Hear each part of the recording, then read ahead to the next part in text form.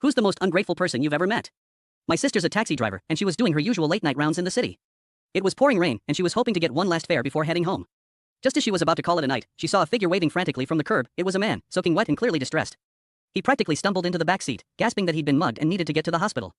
His arm was bleeding, and he looked shaken. My sister, being the compassionate person she is, immediately floored it, bypassing other calls to get him to the emergency room as quickly as possible. When they arrived, she even helped him get inside and made sure a nurse saw him before she left. Not even thinking about the fare, she was just relieved she could help. However, a few weeks later, she saw him again. He was standing at a bus stop, looking perfectly fine. She pulled over, happy to see him recovered, and asked how he was doing. He recognized her instantly and thanked her profusely for getting him to the hospital that night. As she was about to drive off, he said, "Oh, by the way, you still owe me for that ride." My sister was stunned. He was serious. He actually pulled out his phone and showed her the meter reading he'd somehow memorized from that night.